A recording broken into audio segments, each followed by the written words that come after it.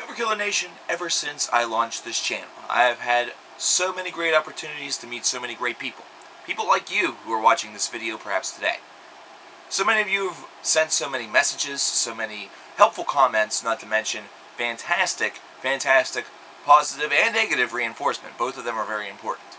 And one of the things that I get the most is a request from somebody to check out their channel, to check out their videos, especially if they're aspiring album reviewers, such as, a lot of you out there, asking me to watch their material and kind of give them helpful pointers, helpful hints, whatever it may be. Unfortunately, since I'm a man that also works and has a lot of other things going on in his life, I don't have the opportunity to get to each and every one of them. And I feel really bad doing that, but I do feel that perhaps something like this video here, which is going to be sort of a pointer video or a helpful hints, words of encouragement video, would really be a great way for all of you guys that perhaps have questions and have a lot of different opinions or feelings on your plate, wondering some of the best things to do to try to help yourself to get better. This might be the video, this might be the place to come. What makes me think I'm qualified? I really don't think I'm qualified. The only thing that I have going for me is the fact that I've been doing this now for roughly about 3 years, and that whenever I first started off, there was no doubt a time frame when most of these problems that I'm going to discuss in this video were problems that I myself had. So because of that, I feel as though these are helpful tips of the trade that I've been able to kind of correct in my own behavior that I'm able to pass down to you guys. Just little things that perhaps you can do and maybe, spruce it up. The first thing I'm going to talk to you about is your information, your knowledge. The one thing about this that I'm going to specifically get to is the use of a computer or the use of anything that you are getting your knowledge or your information from, be it a Kindle or an iPad or a computer, as I mentioned previously. The one thing I will say is that the information that you're presenting in these videos is of very, very big importance. While your opinion is extremely tantamount to the message that you're trying to deliver to your audience, the information should also be solid. If you're here to present any sort of factual information that is based around whether it be a reference guide or whether it be from an article, it's a good thing to have a lot of that information already preset in your mind. The reason for this is that a lot of people, myself included, whenever I first got started, got very, very, I guess, geared towards looking towards something for a little bit of a guide. And what happens there is that technical difficulties, technical flaws can sometimes get into the way. You have difficulty trying to call up the information that you're exactly looking for where you're at in the video, and it suddenly becomes a little bit jumbled. It almost seems as though you need that little part in order to guide you the rest of the way. And while that might be true, to have a little bit of a background in your mind, to have that story and that information straight in your head, not really in a way in which you have it memorized, but in a way that you at least know the framework of it, the Reader's Digest framework of it, and have the critical information already digested, that will help you whenever you get in front of the camera and decide to start talking about it. I understand that some people do have a little bit of a performance anxiety, stage fright, whatever you would like to call it, that may cause them to lose some information that is critical to what they are trying to deliver as far as a message is concerned. So this helpful hint is to read over the article or read over the information that you want to present a couple of different times before you present it. And if you'd like to still have it there as a guide, then definitely use that. But try to use it minimally. Secondly, another thing that a lot of people get very victimized by is the fact that they don't move around a lot. They don't work the crowd, as it's called. Now, ever since I was in high school, I was somebody who loved to give speeches. I loved to be out in front of people. I was in plays, I was in all sorts of different things that involved me getting up in front of an audience and speaking. So thus, one could easily claim that I had kind of a head start in this. However, performance anxiety can easily be rectified, and I'm going to tell you how right here, right now. Now, whenever you're making a video in front of a camera, you're just talking to the camera, so that's only one person. So, really, the stage fright notion is something that is more mental than it is actually physical, considering nobody's in front of you. Working the crowd helps out, because if you're kind of looking around, scanning around, maybe focusing on different things that are behind the camera, or focusing on different things that are around the camera, it kind of helps you seem and appear more engaging. Not to mention, hand motions and trying to use other little subtle physical notions in order to get your point across also aid dramatically. If you think standing up would be better, that way you're more animated, and it would help keep you on task, then that's great. If you think that sitting down works for you, or a hybrid, I wouldn't recommend laying down, that just looks lazy, but then again, I've never seen it, so it might work. Who knows? The reason why this is an important thing is because it keeps your audience engaged. It also keeps your audience kind of involved, because not only are they listening to the information, but they're also watching what you yourself are doing. Even if it's something just as subtle as a head bob, or a yes or a no, whatever it might be, your hair going in your ear like mine just did, whatever it might be, it is a help. Now, as far as the performance anxiety angle is concerned, the only person that you're delivering this message to is to your listeners. Whenever it comes to whether or not they're going to accept it, there's only one way you're going to know anyway, and that's by recording it, and that's by posting it. There's no way to know prior to posting how people are going to feel, whether or not they're going to support your angle or whether or not they're going to reject it, because everybody's thoughts are objectively different.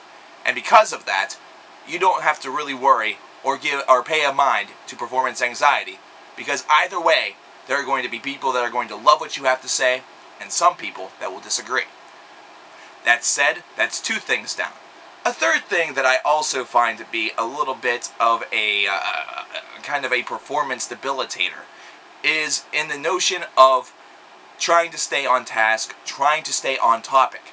Now, I for one know that I am very, very guilty, even to this day, of going off on tangents and finding it very difficult to rope myself back to where I need to be.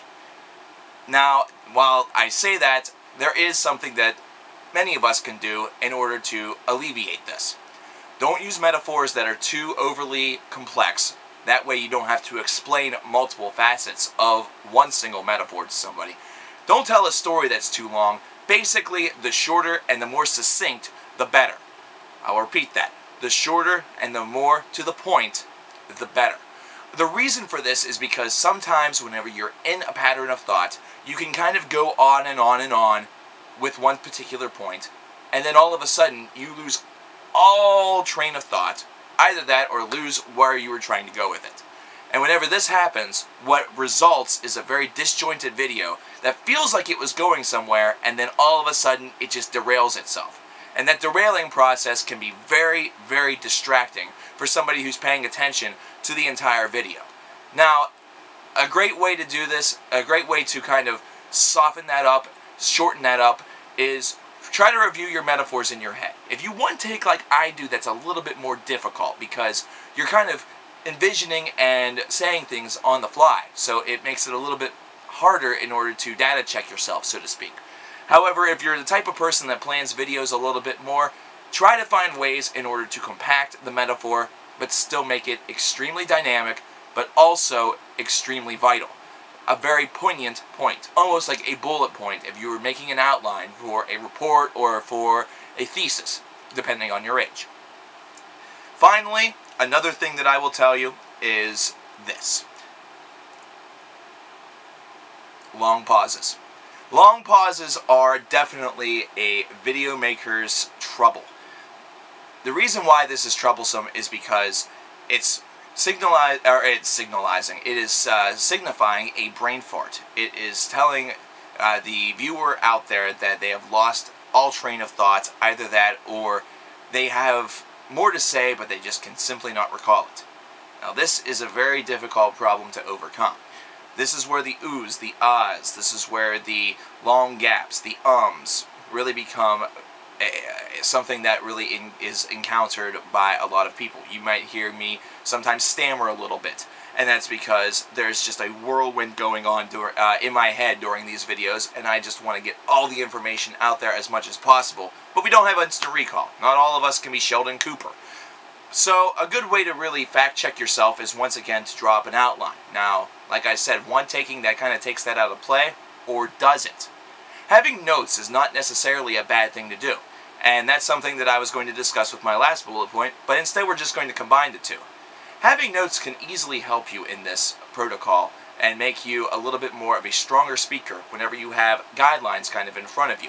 Because once you get on the main topic, kind of filling in the body around it becomes a lot easier, considering you know where you're supposed to be.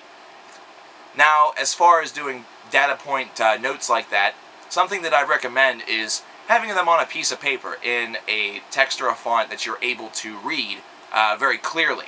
If you're somebody like me who wears sunglasses and naturally has bad eyes, that becomes a little bit rough. However, I do also have contact lenses that I can wear for these videos.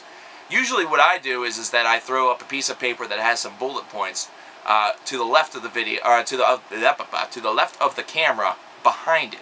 The reason why is because it's something where I'm naturally engaging that area anyhow, because it is in such close proximity to the camera, but also at the same time, it's keeping me focused, it's keeping me grounded, it's keeping me maintained, considering there's a lot of things that I want to talk about on some of these videos, and it just doesn't always flow together as nicely as I would really like it to. Having notes also should mean that you should be a little bit more confident in your speech. Don't feel as though the anxiety and the fear of the reaction to your message should hold you down, because instead that should be the most exciting part of your video, of having your voice heard, of getting this out there, and having a lot of people eat it up. I guess I will make one final point, and my one final point will simply be this. Even though it is a huge success whenever I sit here and just rant in front of you guys, whenever I just sit here and curse and make all of these claims and all of these different funny little statements, the one thing that I will say is that synonyms and antonyms are a beautiful thing. Now, I know that there's only so many ways that you can skin a cat or say the word fuck, but there are definitely various avenues out there that you can use to kind of get your point across and get your point across better. I fall victim to the synonym game a lot more, considering I say the word particular a lot. I also say the word this is an album a lot, or the sentence this is an album a lot, especially whenever I say this is an album that this is an album that that. Whenever I should say this is an album that this is an LP that's that, this is a collection of tracks that, you know. It's something where synonyms can be your best friend. Now obviously this is something that I myself have to tweak. So I leave you once again with another final point. See what happens whenever you don't make notes. My final note to you is something that I should have had already in my mind, but something that to this day we can all struggle with. And that's this. Whenever you are struggling to have a wide reception, whenever you are struggling and feeling that your career as an album reviewer or whatever your YouTube career may be seems to be going nowhere, don't give up. Don't feel burdened by it. Don't let it get you down. The reason why is because if you're just starting out, you're just starting out. No audience grows overnight. This is something that takes a long period of time. There are reviewers out there that may have 5,000 subscribers, they may have 70,000 subscribers in the case of the needle drop, but that's not something that happened just like that. It's an audience growing mechanism. It's a tool that you continue to market yourself and get yourself out there. You continue to make your voice heard. You keep doing it. Because the minute that you stop doing it and admit defeat and give up, that is the minute that those numbers will cease. That is the minute where you will officially have lost the game that you decided to play whenever you picked up your camera and decided to start making videos. And I don't want any of you discouraged by that. Mainly because for all the people that may be making album reviews right now, there's a whole hell of a lot more fans out there. A whole hell of a lot more people that will watch your video, listen to your message, and whether they agree or disagree, they may click that subscribe button. And that's something that is extremely, extremely tantamount. Now, I'm not sitting here and telling you that all of these things are easy problems to correct. It's something that does take time, it does take effort, and it will take a lot of energy. However, these are all patterns that can be corrected. These are all patterns that, well, for the most part, I've corrected. Others I still need to work on. It's a working process. It's something that you work on each and every day with each and every video. It's something that makes us all equal, even though we are all separate. It's something that makes us all unique. And once again, I just proved that I fall victim to the synonym game. Ladies and gentlemen, this is a great career opportunity that you have joined up in. The album review community here on YouTube has exploded over the past couple of years.